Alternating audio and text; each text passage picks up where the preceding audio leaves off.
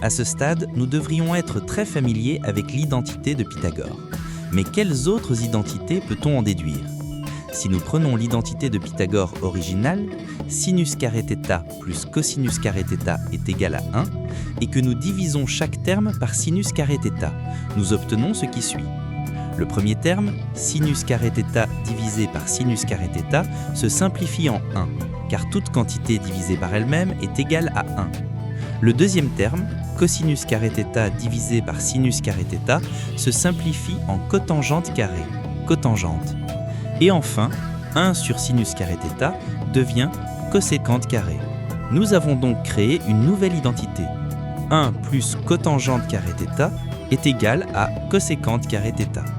De manière similaire, si nous revenons à notre identité de Pythagore de départ, sinus carré θ plus cosinus carré θ est égal à 1, et que cette fois nous divisons chaque terme par cosinus carré θ, nous trouvons une autre identité. Le premier terme, sinus carré θ divisé par cosinus carré θ, est tangente carré θ.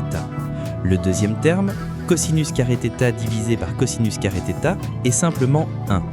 Enfin, 1 sur cosinus carré θ est égal à sécante carré θ. Nous avons donc dérivé une autre identité utile. Tangente carré θ plus 1 est égal à sécante carré θ. Ces trois formes de l'identité de Pythagore sont très utiles dans différentes parties des mathématiques, notamment lorsqu'on aborde des sujets avancés comme l'intégration en mathématiques de niveau avancé et level.